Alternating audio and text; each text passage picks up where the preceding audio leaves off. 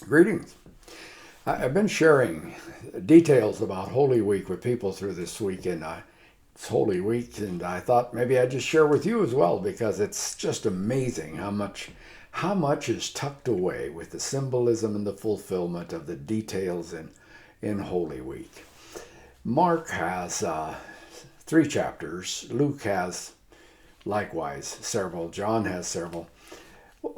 Just to say that the writers of the Gospels spent a lot of space talking about the last week of Jesus' life. I want to start with the Last Supper and then go through Gethsemane and the arrest and trial and talk about the crucifixion and then the burial. We'll touch those briefly, kind of briefly, and then I want to just give some resurrections insights as well. So hang on, let's go to work on this. This is absolutely amazing.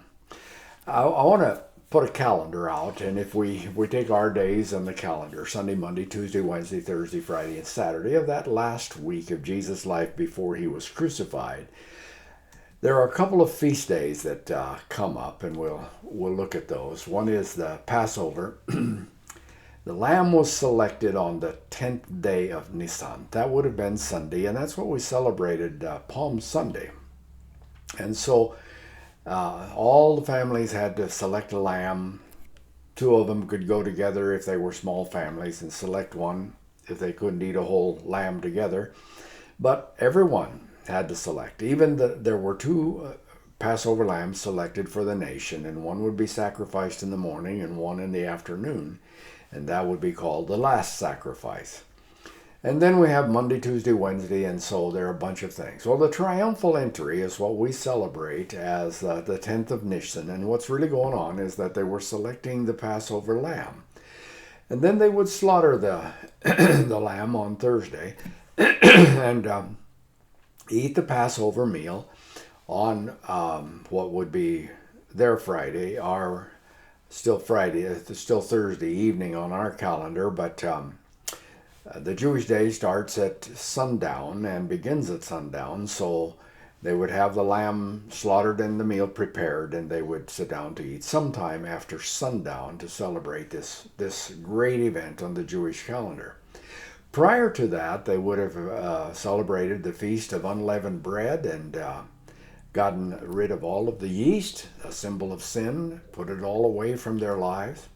So they would have, from the time the sun went down on Thursday to the time the sun went down on Friday, they would be in what we call a Passover Sabbath, and no work could be done. That's why the women couldn't buy spices to embalm the body of Jesus. And who would have anticipated that he would die? I mean, he was able to raise the dead, so why would they have anticipated and needed to buy spices? But the stores were all closed by the time they got around to it, and so they couldn't do anything. Friday the sun went down, and that began the regular Sabbath. So from Friday sundown to Saturday sundown, there's a regular Sabbath, and they couldn't go to the stores on that either. That's why after sun went down, the stores would open and they could go and buy some things. But you can't blame women for not wanting to go to a cemetery in the dark, so they waited until Sunday morning to do that, which would be for us what we call Resurrection Day, or we call it Easter on our calendar. Now, Mark records a discussion between Jesus and the Jews in chapter 13, and then there's a whole bunch of events that happen on the 14th, in chapter 14, it'd be on Nisan 12, our Tuesday that week. And I believe that Jesus celebrated the Last Supper with his disciples Wednesday after the sun went down. It would be their Thursday, but it's what's called Preparation Day. Now, there are 3 preparations. There's a preparation for the Feast of Unleavened Bread and a preparation for the Passover meal, and there's also a preparation for the Feast of First Fruits. So there are 3 preparations, and we have to be careful about stacking them all on one. Mark says in chapter 14, when evening came, Jesus arrived with the 12. Now, I just want to tag that up, that evening, it's after sundown, and Jesus has arrived at the designated place with his disciples to celebrate the Passover. I believe that they're doing it a night early because Jesus is the Passover lamb. He will be have died on the cross and be buried by the time that everyone else is celebrating the Passover. But the Passover is a high and holy annual event in Judaism, and every Jewish male would like to make it at least once in his lifetime to Jerusalem to celebrate the Passover. And so people are coming from all nations, and there is a lot of excitement, and it is a time of celebrative festivity. But as thrilling as the ancient ritual was, they had no idea what was going to happen and how meaningful the events that the Passover details really are going to be, and how Jesus is going to fulfill them precisely.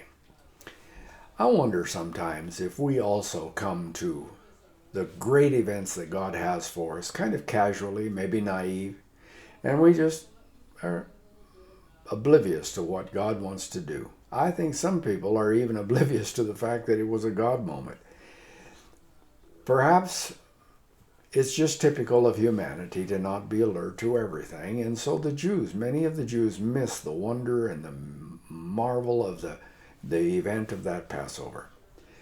So another verse, another passage, another phrase is that while they were reclining at the table eating, there is an artist's conception of the disciples reclining with Jesus. It's a little different than Da Vinci's Last Supper, but since the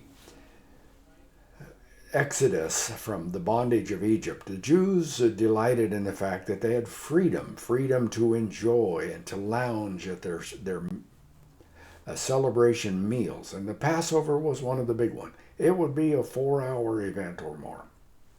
And they would have reclined on cushions, like here, with their feet sticking out behind them. And so this was the marvelous event. And while there, he said, "I tell you the truth, one of you will betray me, one who is eating with me." Another gospel says, "one whose hand is on the table with mine." Imagine, who wouldn't have their hands on the table occasionally? You'd have a tendency to want to take them off, and everybody wants to ask, is it me? Could it be me? John whispers to Matthew, ask him, who? And so John tells us that he tells us precisely who it's going to be. And he says, Jesus answered, it is the one to whom I will give this piece of bread when I have dipped it in the dish. Then, dipping the piece of bread, he gave it to Judas Iscariot, son of Simon. Now, eating together was a sacred rite. Breaking bread together was a special event, always. And if you dipped something in the sauce, whatever that would have been, and handed it to someone, it's a special sign of intimate friendship. And so here we have Jesus offering something to Judas. Judas is later going to be called the son of perdition. I want to come back to that. But I want you to show the love in Jesus' act here of offering a piece of sop to Judas. This may actually have been love's last appeal. And it wasn't that Jesus stopped loving Judas. It was that Judas had rejected for the last time grace and love's appeal. So at some point, Judas left. John says, as soon as Judas took the bread, Satan entered him. And Jesus then says, what you are about to do, do quickly. So, in John's Gospel, in the high priestly prayer, John 17, Judas is called the son of perdition. And it sounds like that he was predestined to be the betrayer. But you know, God doesn't act that way. God doesn't make us do anything. He loves everybody. It's not his will that any should perish. So the word perdition here is loss, of course. But What kind of a loss? Well, it was the loss of opportunity to be saved. The loss of the opportunity to change his mind and back out of what he was about to do. But he refused to do that. Satan entered his heart and he plowed right on through. And sometimes we dig in our heels and don't heed God's offer of grace. And we get ourselves in a lot of trouble when we just insist on doing what we want to do. There's also a little insight of foot washing. I don't know whether it happened before the meal started or sometime during the meal. At any rate, John is very clear about Jesus washing his disciples' feet. Here's one of the ancient bowls they found. Some of them are carved out of a stone and they have a single pedestal. But one would put his heel on the pedestal and then water would be splashed up onto the foot and then it would be dried off with a towel. And that's what Jesus would have done in this case. There are two elements that are significant in the feast itself. One is the bread. And so while Jesus was eating, he took bread, gave thanks, and broke it, and he gave it to his disciples, saying, "Take it. This is my body." And then the other is the cup. So Mark tells us, then he took the cup, gave thanks, and offered it to them, and they drank from it.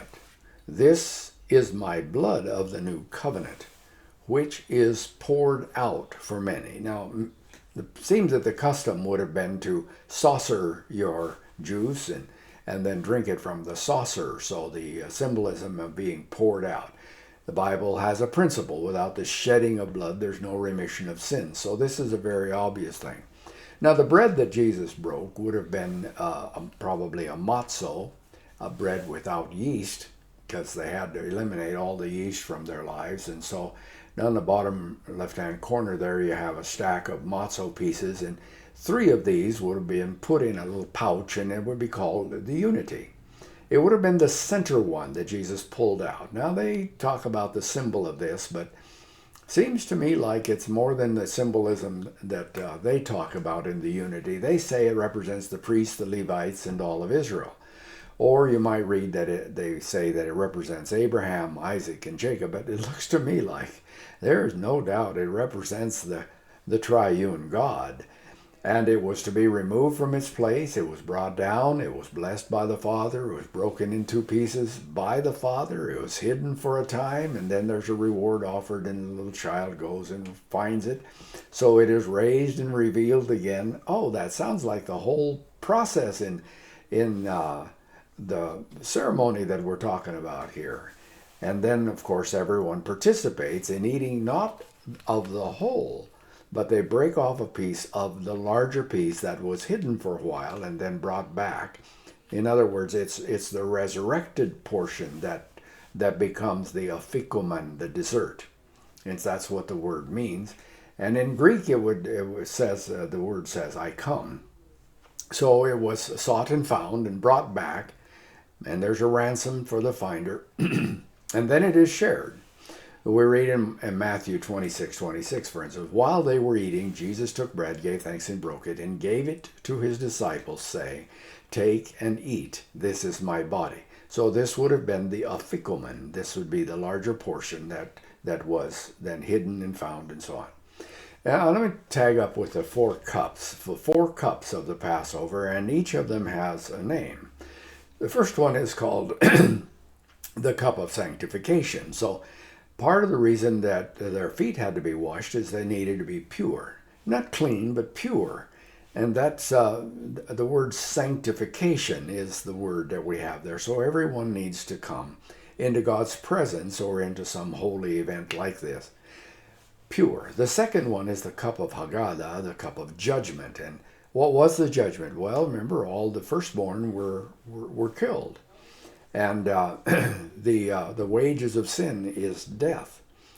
But Haggadah means I will deliver you. And so the Hebrew firstborn are spared if they were obedient in sprinkling the blood of the lamb on the doorposts of their dwelling.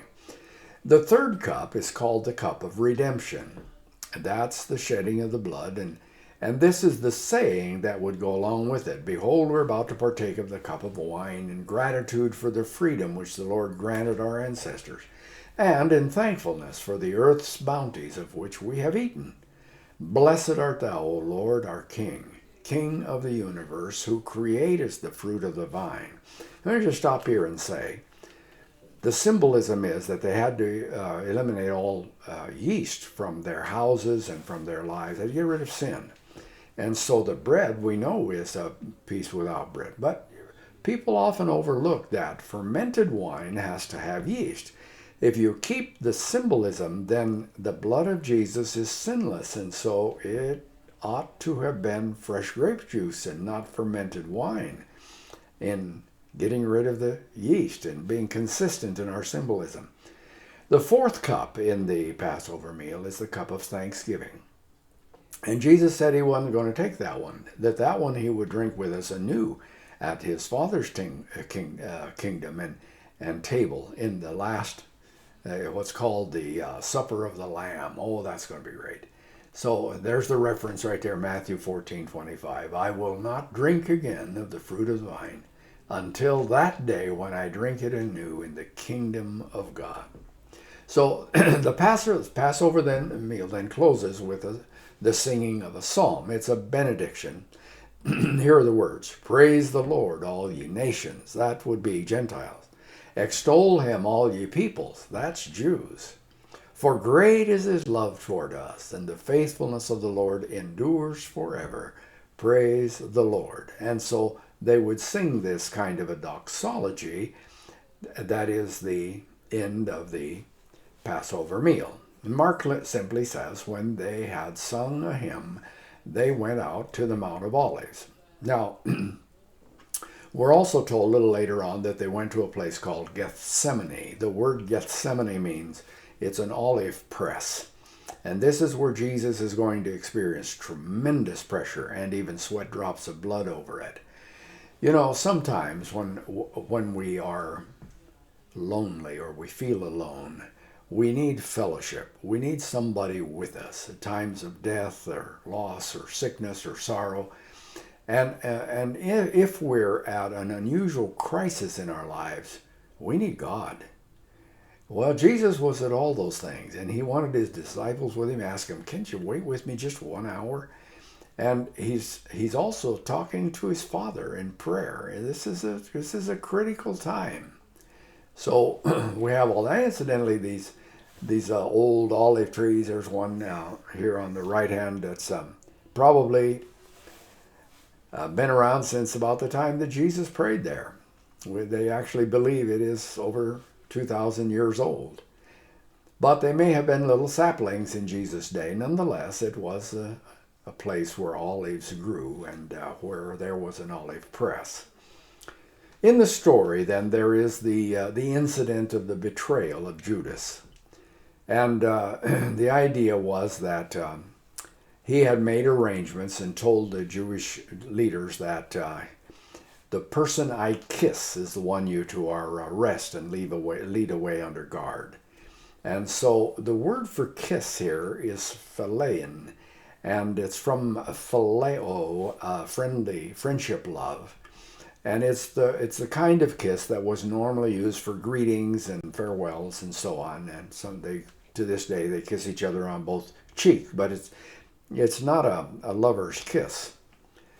But we're told here that going at once to Jesus, Judas said, Rabbi, and kissed him. The interesting thing is that's a different word. That is kataphilen, and it's the kiss of a lover. It's a romantic kiss. He kissed him earnestly. But it's amazing that the Gospels would tell us that the kiss of betrayal was a lover's kiss. Was there something going on in Judas' head and heart? Was he wrestling, trying to make up for something that he was doing? What was going on? Anyway, something's there. Well, he's arrested and taken to the Sanhedrin. The Sanhedrin was the meeting place of the ruling group of the Jewish religion, 70 elders. And the official place was hewn out of stone, and it was on the temple grounds. And there's a bunch of rules. No decision could be made unless it was made here, could not be made at night, could not be made during or before a major festival. And everyone had to have notice, and there had to be a percentage of a quorum there. And there was just a whole bunch. All of those things were violated for the trial of Jesus. And they went ahead and condemned him in spite of the fact that it was all illegal. There's another strange twist in the trial, and that is that the high priest actually became the prosecuting attorney. This is forbidden. You see, he asked Jesus the kind of question that would incriminate him. He asked him straight out, "Are you the Christ, the Son of the Blessed One?"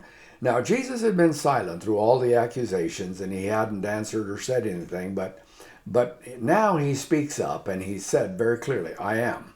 Now, I want you to notice that is the phrase that God used to reveal himself to Moses when Moses asked, "Whom shall I say sent me?" And God said, "I am," and then it's that I am, the God that is present tense in all tenses. And Jesus said, "I am," and it is a very precise statement that he is the Christ. He goes on to say, "And you will see the Son of Man sitting at the right hand of the Mighty One and coming on the clouds of heaven." Now, why did he call himself the Son of Man? Well, that is the portion that he's in. The miracle is not that he was God. He has been God eternally and is after this. The miracle was that he became flesh and that he lived among us and that he died in our place. And so he is referring to the Messiah as the Son of Man because he is the incarnate word, the Son of God, and so on. Well, in Exodus, we have Exodus 3:14 is where that is found specifically. And so here we see an artist's conception of Jesus standing before the elders in the Sanhedrin. I want to now go to for just a moment. While Jesus was being tried at the house of Pilate, they say, there is a maid that asks a question, and there's disdain in the words. "You also were with that Nazarene, Jesus," she says. And Peter denies it. But later she comes back and again she says to those standing around, "This fellow is one of them." And everyone recognized by his accent or his dress or something that he is from Galilee. And so eventually those standing around said to Peter, "Surely you are one of them, for you are a Galilean." There's a giveaway. In Africa, it's amazing how they can tell what tribe everybody's from. And they know who you are and where you're from. So Jesus adds a comment now. John adds a comment. "Then the Jews led Jesus from Caiaphas to the palace of the Roman governor." That's the Herodian palace in the other end of Jerusalem. So by now, John says it's early morning. And to avoid ceremonial uncleanness, the Jews did not enter the palace. They wanted to be able to eat the Passover. So Pilate came out to them and sat down outside. Now, this is the Herodian Herod's palace. See, that'd be on the west side of the old city of Jerusalem. It was a stately place, pretty fancy. And so Pilate would have stayed there when he came up. Normally, Pilate lived in Caesarea, but he had to come up for official business to Jerusalem actually quite often. And while he was there, he generally had bed and breakfast in Herod's palace. Here's a artist's conception again of the old city of Jerusalem, and we have several points. We used to say that the house of Caiaphas was down on the bottom left corner here, but I had a guide who showed me conclusively that the house of Caiaphas was not far from one of the entrances to the temple, and so he would be close where he would not defile himself by stepping in any dog do or horse bucky or whatever. And then Herod's palace is over here on the west side, and that's what we were showing a while ago. There's also the Antonia fortress where they mistreated Jesus, slapped him around, put a crown of thorn on his head and a purple robe on him, and all of that stuff went on at the Antonia fortress. We read, "And when they had mocked him, they took off the purple robe and put his own clothes on him. Then they," we'll come back to that word, "led him out to crucify him." So the "they" that we're speaking of here is a 4-soldier execution squad under the command of a Roman centurion. And they are the ones who led him outside the city carrying his cross to crucify him. And they would have gone down what we hear about and read about, and that's the Via Dolorosa. And it would have started where the red arrow is, and then it would have gone down along where the blue arrow of a suburb is. Anyway, there's a trail today. It may not be the actual spot, and it would have been about 20 feet under what people walk on today. There is an arch that has been built up around and called the Ecce Homo Arch, and some think that this is the place where Pilate actually held court. But if it was in Herod's palace, and maybe he was just staying in Herod's palace, at any rate, these are places that we can go and see. Now, we read about the place of the skull where they crucified him. And so here's an artist's conception, and do you see the skull in that? Here, let me point it out to you. They're circled in red. There is a skull, and in particular Roman Catholic tradition, they talk about how when the soldiers dug a hole to put the cross in, they kicked out a skull, and that's why the place is called the place of the skull, or Calvary. There is another theory, and maybe there are several of them, and Colonel Gordon did a very careful survey, and his notion was that this portion of Mount Moriah, starting down at the city of David and down by the pool of Siloam, if you come up that way, you would be down at the feet and the legs, and the torso would be where the Temple Mount is and where the temple was. And then up this high on Mount Moriah would be the skull. And he thinks that that's what was the reason why it was called Gordon's Calvary. But there is a sense in which there's a scarfing here that looks like a skull. Back in the days of the Maccabees, about 200 years before Jesus was crucified, they found that the wall had a weakness and was hard to defend, and so they excavated away part of the hill, and they left this scarfing there that actually looks like a sense of skull. Now, the large hole over here is a caved-in cistern, but let me put some circles around this. So these would have been the eye sockets, and then there was a kind of a nose socket visible here. They put a bus depot in since then, and so the topography has changed, both with the erosion and with the construction. But there is a cemetery up there on the top, and to this day, and because it's a cemetery and because it's kind of a holy place, it has been preserved, and we can go visit it. It's called Gordon's Calvary, and the Garden Tomb is nearby. At any rate, the crucifixion has a lot of details. Let's look at a couple of them. 7 times Jesus spoke from the cross. Matthew tells us that about the 9th hour, Jesus cried out with a loud voice, saying, "Eli, Eli, lama sabachthani." That is, my God, why have you forsaken me? Some of my colleagues talk about how the Father could not look on the Son when he became sin for us, but that's not really what's happening. Actually, what's happening is that he has begun to sing a hymn that everybody would have known. It was Psalm 22.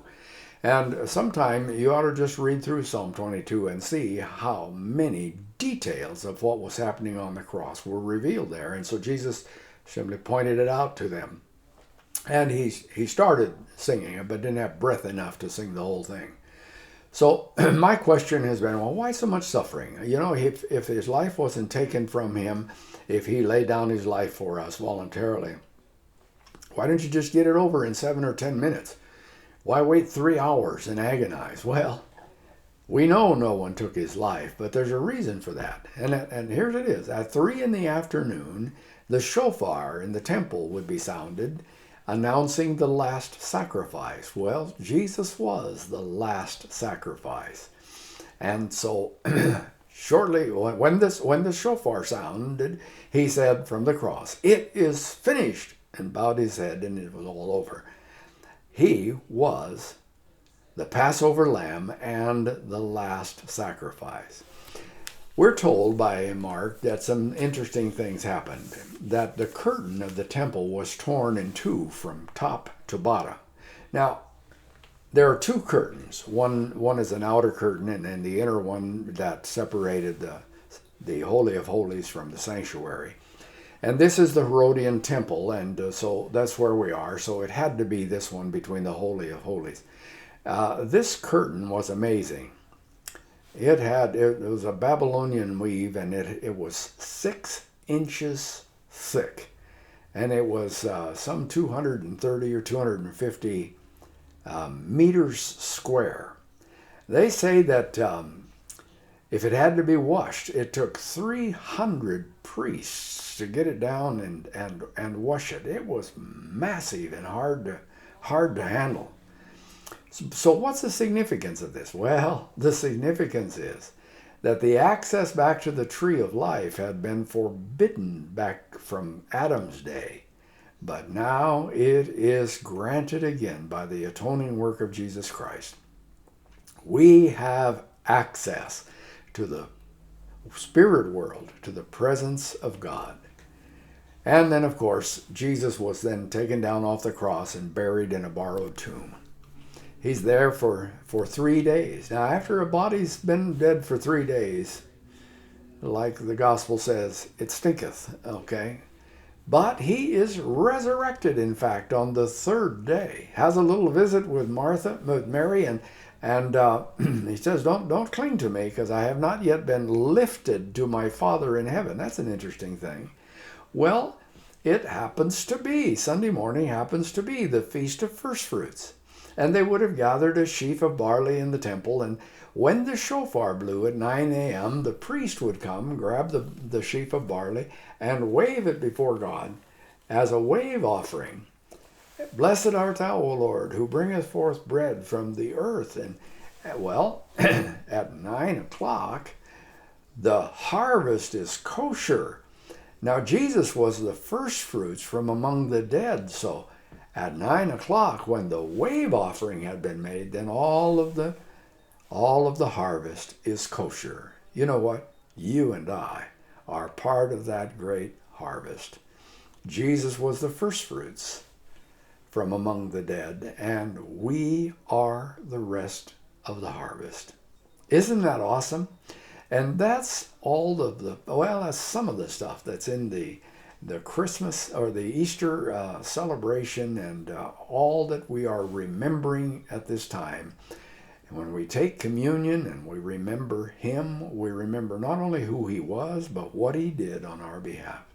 Oh, thanks for watching. I trust this was helpful, and feel free to share it with anybody you'd like. It's here online for anyone to enjoy and partake of.